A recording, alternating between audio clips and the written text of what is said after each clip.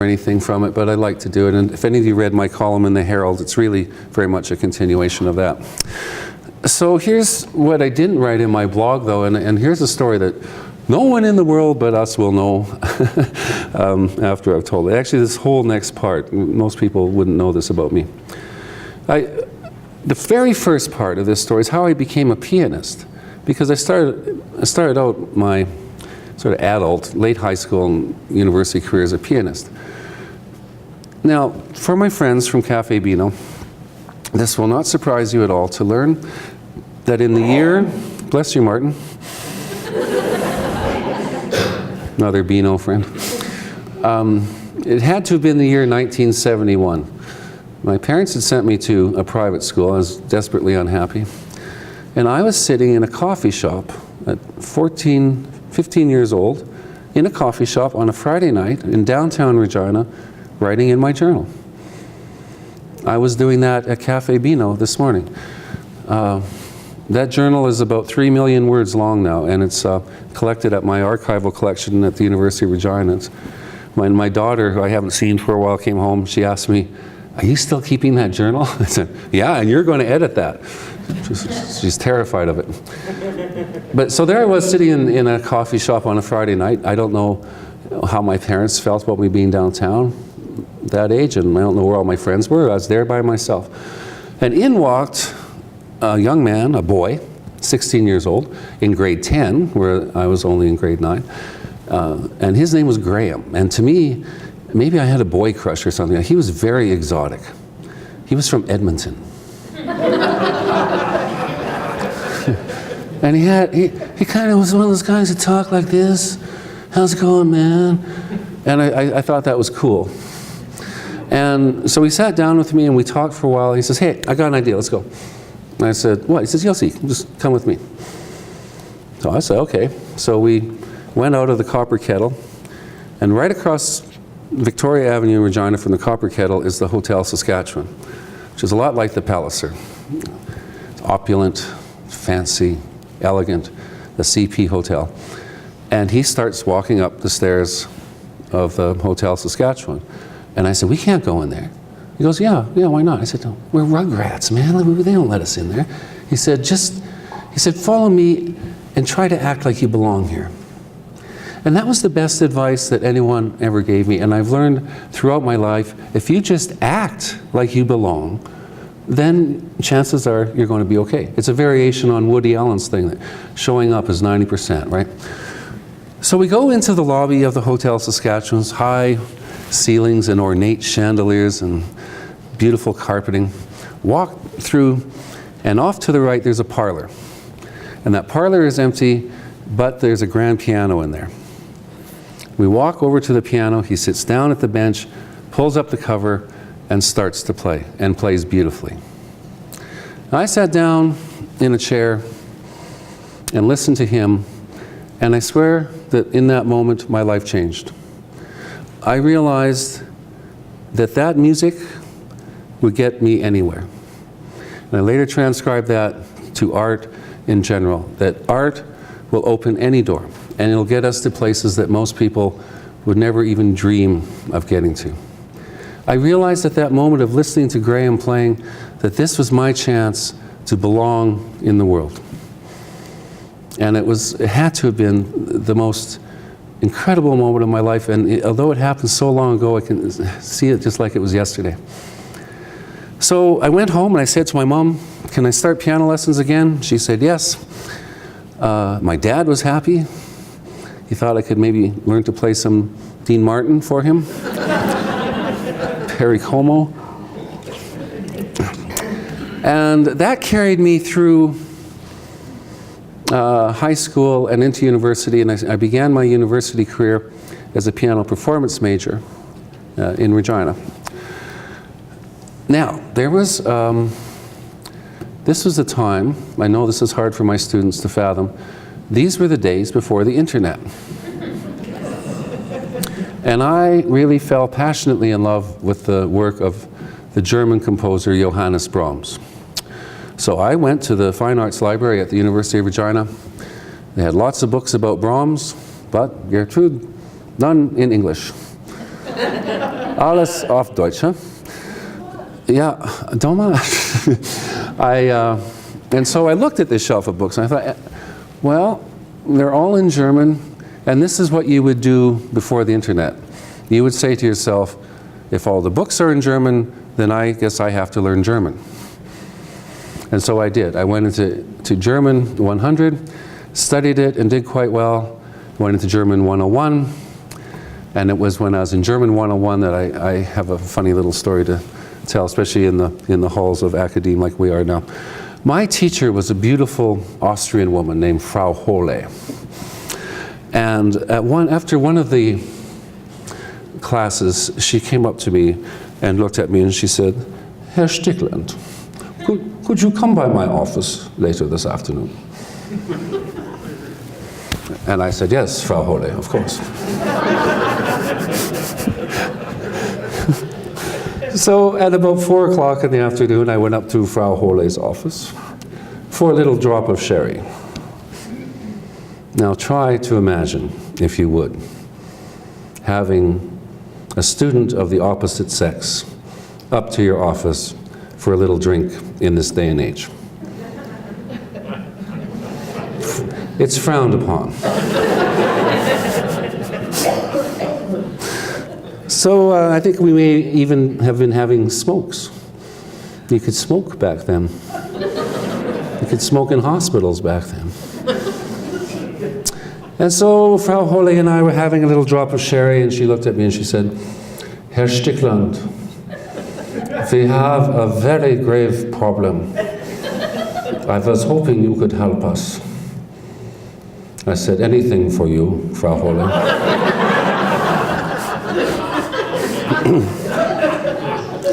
Now here's the problem, and here's an act of serendipity, if I've heard one. The Goethe Institute in Germany offered a big fat scholarship to a student at the University of Regina every year. Obviously, I don't think they had a grad program, so it was obviously meant for a fourth-year student. But, as Frau Hohle explained, but no fourth-year student can take it. Well, then it would go to a third-year student. But no third-year student could take it. What they needed was a warm body.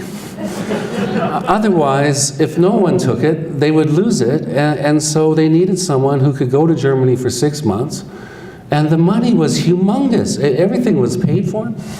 So I did. What the hell? I was young and single. I had a hell of a time. And while I was there, I decided to go up and see my Aunt Deirdre, who was in England, still is in England.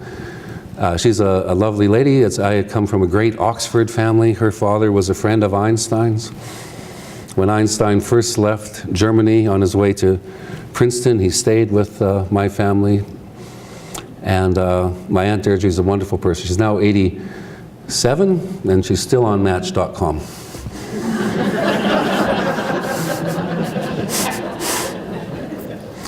And I said to her, last time I was over there, I said, so you knew Einstein, eh? She goes, oh yes, he's a lovely man, blah, blah, blah.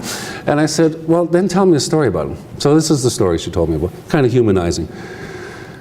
So she grew up in a big house in Oxford, and Einstein was visiting her dad, and there's some other mathematicians there at the time, and they were all having a luncheon in the dining room.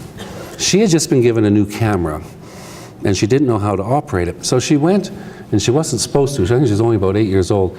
She went barging into the dining room, and she said, could someone please help me with my camera? I don't know quite how to use it. Well, Einstein looks over. He goes, oh, God, I've got the camera like that. I come right out. So he finished his lunch, and he came out, and she was sitting there in the parlor with her camera on her knees. And Einstein came, sat down on the couch with her, showed her how to put the film in, and they took 2 photos together. And she showed me those photos last time I was in England. And she said he's just the nicest man, you know. Anyway, while I was there, she said to me, you should go see someplace at Stratford. And so I did. And I saw, while I was there, A Midsummer Night's Dream.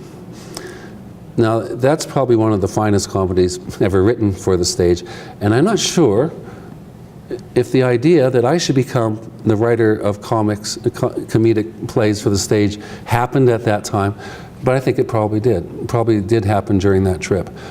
And by the time I came back from Germany, I had a great new plan. I was going to become a writer, and I switched from the theater department, the music department, over to the English department. Now, I just have one more kind of funny story to tell you about why I ended up writing plays as opposed to, say, writing something more sensible like novels. I went into a class much like I just taught with 373, only we looked at a lot of different styles of writing, like poetry, lyrical poetry, ballads, lyrics, magazine writing, and we also had to write a scene for a play.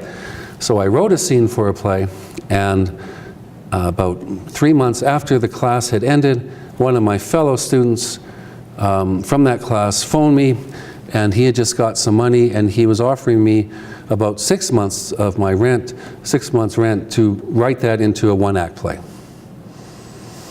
And I said, yeah, you want to pay me to write? I will write. Now, let me just find where I am here, because it's kind of funny how I've written it.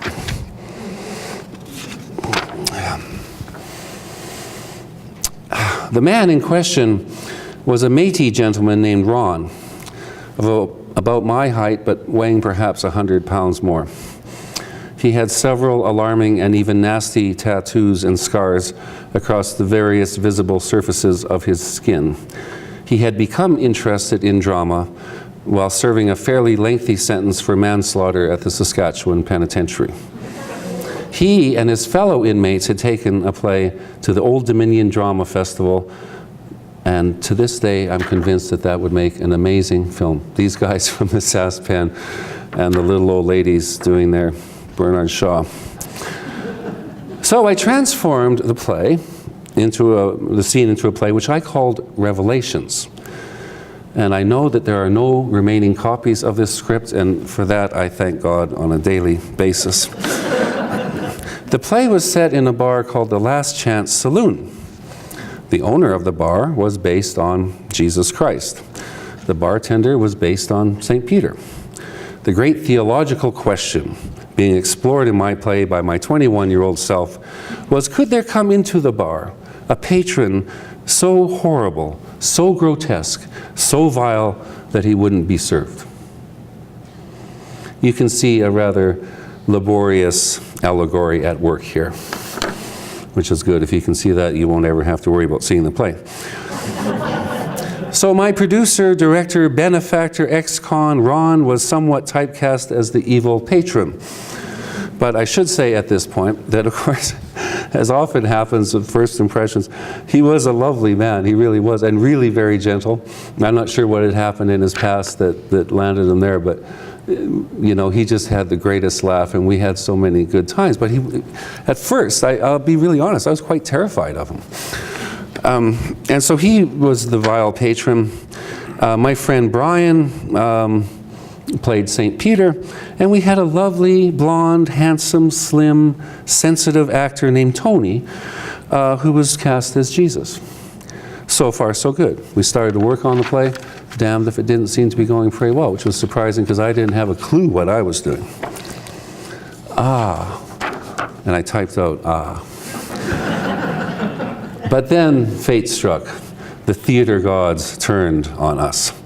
Tony, Jesus, was accepted into an electronics course at the Saskatchewan Technical Institute in Moose Jaw that he had applied for but had neglected to tell us about. And so after a week, he had to leave us to move to Moose Jaw. So what to do? The hall had been rented, the tickets had been printed, the press release had been sent out. A solution was reached after a long, arduous, and generally horrible meeting, during which I honestly thought my life might have been in danger if I had resisted the eventual plan of action. To wit, for another astronomical fee, I would rewrite the play as a two-hander, eliminating the vile, horrible character, leaving only Jesus and St. Peter. And as my friend Brian was doing a good job with Peter, this meant that Ron himself would play Jesus. And he did.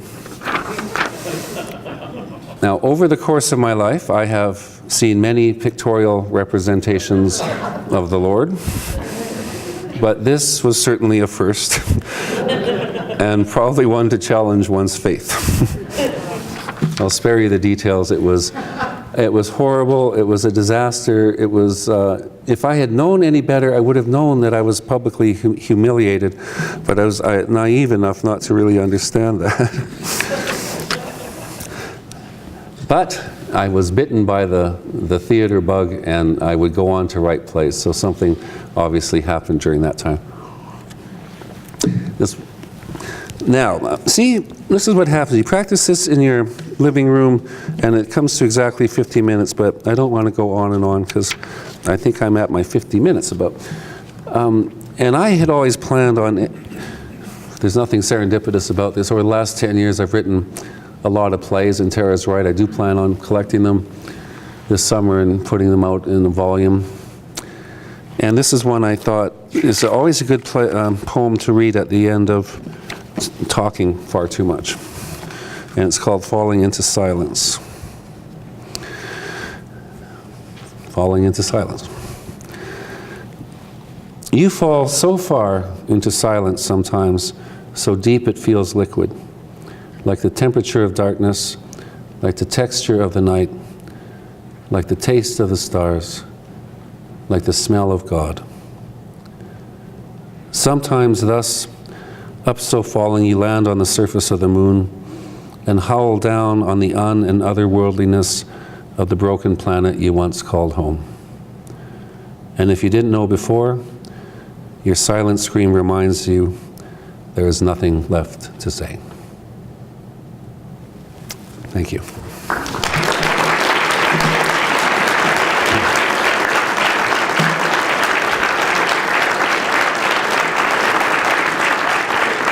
Take some questions then? Oh, sure, yeah. Thank you. Okay, thank you very much, Eugene. We do have some time for a few questions, so do you have any questions you've been wondering about, Eugene? Anything. Were you able to just go from one play to the next, like spend your whole life doing art? Or did you have to do like jobs in the game? Yeah, good question. I mean, there's been times when I was at ATP, the reason I wrote so many plays is because I was in residence there, and I would write one that would be produced. Then I would need to have what was called a platform play for the next year, and then I'd write another one, and so that one would be done the year after. So I went in a 2-year cycle, and that's how I wrote those 6 in those 10 years. And then I also wrote 3 plays for Lunchbox Theatre during that time. I don't know why. I guess I thought I had some spare time. And I wrote another play that was commissioned from Theatre Passe Muraille in Toronto. So over that 10 years, from 94 to 04, I wrote 10 plays that were produced in a 10-year span. And that's an awful lot. I was very, very burnt out by the time I left ATP. And since then, it's been a little more realistic. I've written a play called Writer's Block and Queen Lear, teaching here. I wrote a piece for Alberta Views last year, and different activities. But yeah, it's just, you put it all together and it adds up to something, I guess. Yeah. Do you write one play at a time, or are you writing 2 or 3 together? Usually one play at a time, but I often have a novel or a short story or some poems on the go as well.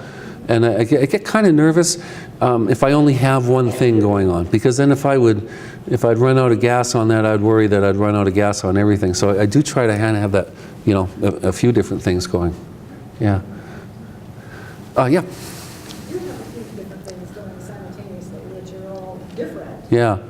Is it not hard to kind of, sort of stay in character, so to speak, with, this is what the novel's about, this is what this is about, and to switch? Yeah, no, I don't find that. No. I did find, though, I was asked to do a reading about a year ago, and it's poets who also write plays, or, yeah.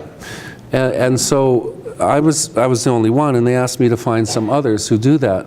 And I found that even historically, that playwrights usually write plays, and novelists usually write novels, and poets usually write poems. And for someone like me who has, published a lot of prose, like all that stuff in the Herald and other things in magazines, and 17 plays I've written that have been produced now. Lots of poetry that's been published and that I've read. I realized I was versatile, which I always knew I was, but I didn't realize that that was a rare thing. But it doesn't bother me to switch over like that.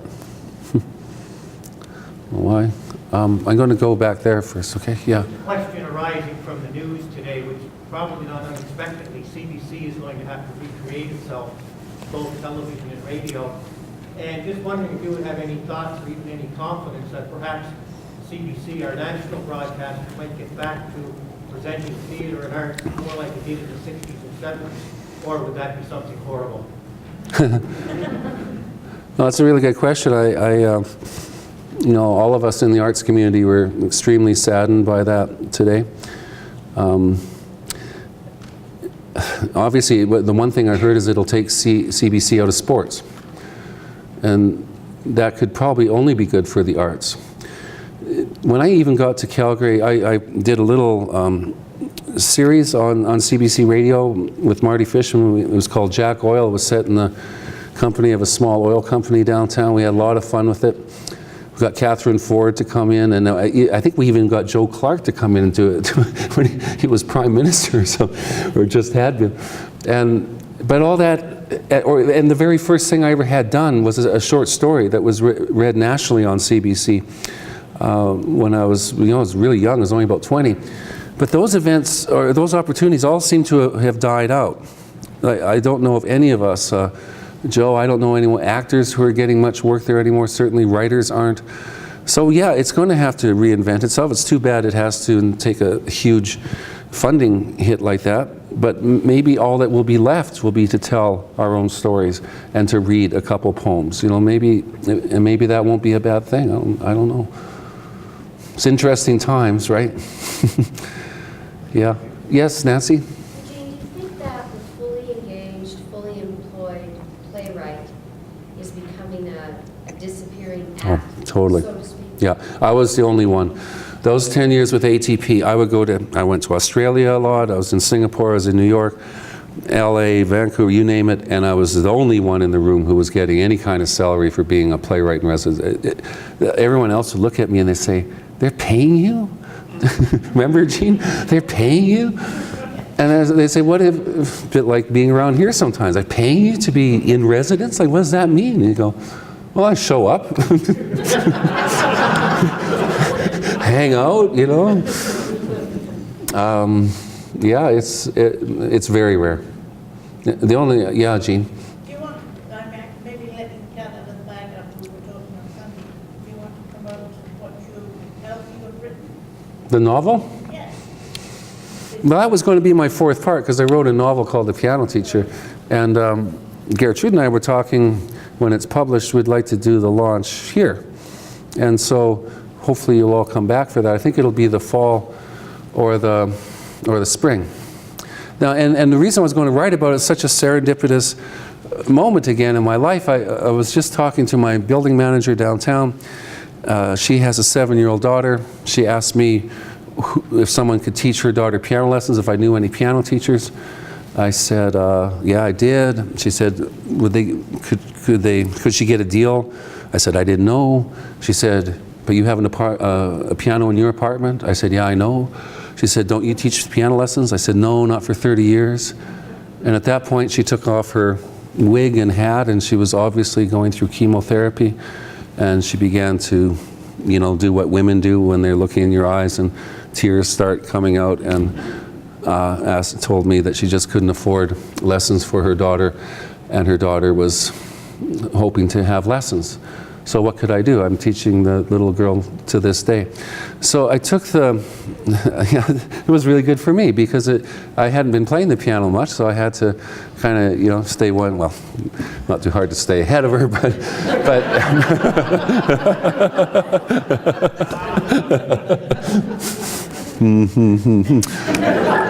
But it renewed my enthusiasm for playing the piano, so I've gotten way more out of it. And then I had a kind of what-if moment. What if I took my, and this is what written down here, what I did was, remember, I instead of becoming an architect, I wrote about being an architect? So I did this exact same thing with being wealthy. What if instead of being wealthy, I wrote about a version of myself that is wealthy? Now, how screwed up is that? But that's what I've done. The character's a lot like me, only he's a very, very wealthy concert pianist, and he's only wealthy because they made a dog food commercial out of one of his songs that he wrote in college. So that book will be available here. Yeah. Would you ever plan on writing a play for the drama group there? Yeah. Totally. I was talking to Joe about this when I came and saw your play. Currently, my friend Terry Whitehead, he used to be with Theatre Calgary. Terry, out of the goodness of his heart, has been giving money to the University of Lethbridge every year for them to run a one-act play competition and a short story competition. So he puts up $1,000, $1,500 prize money. Wish we had something like this, because then, you know, my 373 students could submit and someone would walk away with, say, $1,500, and then they do a nice little publication of it. So now Terry realized, and a lot of us realize this, if you go to university drama programs like our one here, like Joe and I have had this conversation the last 2 years, there aren't, I mean, you get past our town and a few others, there's just simply isn't a lot in that repertoire for 10 or 20 characters and good parts. So Terry has put up some money through University of Lethbridge to commission a play that will open there, and not next year but the year after, and it has to have at least 12 or 14 characters, and I've put my name into that mix. And if I would get that commission, and after he put the money up, he sent me an email and told me to apply, and when he came through town, he took me for a drink to talk about it some more. So I think my chances are fairly good of getting it. But Joe and I have talked, and I don't think it would be impossible to do some kind of co-pro with Lethbridge and here, and bring a new play into the world. So it's a really good question, and one that I'm hoping to address. I even have the idea. You know where that idea came from? I had a residency at the Stratford Festival, and you've been there, right? And we would eat at the Festival Theatre dining room, and we could go out onto the festival stage on nights when there wasn't a play. And I stood on that huge stage one night, and I thought, you know, the way the Canadian theatre is going, it's made me write smaller and smaller and smaller plays. It's just economics. So my early plays, like this one I read from, was 7 or 8 characters. My last one was 2 characters. Because the economics, artistic directors want to pay as few people as they possibly can. So we're writing smaller and smaller, and because we're doing that, we're never going to get our work on the festival stage at the Stratford Festival. So I started to think, well, maybe I should write, hell with it, I'll write a big play, and if nothing else, it'll get done at a lot of universities and even high schools. And that high school thing is a big distinction, because you would have to keep the language appropriate, and you would have to keep the themes appropriate for high school. And you know, and if you're going to do this, why lose half of the possible people who would produce it because you had some language in it, or because you had, you know? So I'm thinking. Now, that doesn't mean I think I have to pull back on what my artistic message is, but I think it could be told in such a way that we get a lot of productions. There's hundreds and hundreds of colleges in the United States. I think it could be, you know, a really good idea. So I'm planning on doing it. And even if I don't get Lethbridge, we'll do it here. Is there anyone else? I was just going to ask Yeah. you to consider with Dr. Hyland to do a repeat of the first play you put on here, which none of us attended, because maybe we didn't know about it. Well, Grant is still around, you know, and the daughter, we could cast the daughter, and Potts is still around. Joe's around. Joe, you could play the daughter.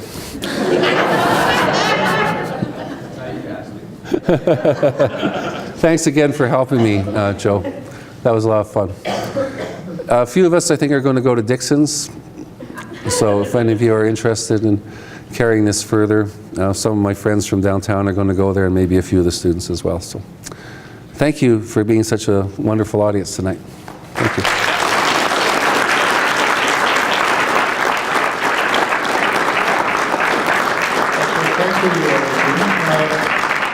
Can you pass in those questionnaires to the center? We're going to collect those in a couple minutes and have a draw for 2 of Eugene's plays. I want to thank Eugene for an excellent presentation. It was a lot of fun. It was a number of months ago, we were sitting chatting over a cookie. Yep. And Eugene was telling me about the topic for tonight and what I thought about the idea of serendipity. And then you got pushing me about, don't you have moments like those? Yeah. So it's the kind of talk that it's fun to get you thinking yourself, when have you had these kinds of moments and how have they changed your life? So thank you for the excellent production. I'm going to splurge next week and buy you both a cookie and a coffee together. Wow. That doesn't happen here often. Thanks, Mark. So as soon as we get the questionnaires collected, we do have a number of his plays here. The bookstore is here this evening. So please I'll sign 'em. Eugene will be around to sign it. For those that aren't rushing quite off to Dixon Broadway, there are refreshments over here. And I'm sure Eugene will be around for a little bit for any further questions you might have. Do you want to do the drawing? Sure. I can do that.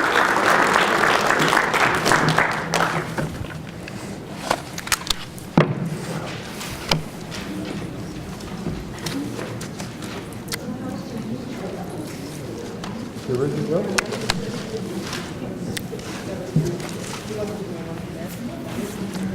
Okay, we'll draw one from this box and one from the other. So we'll let Eugene draw the first one.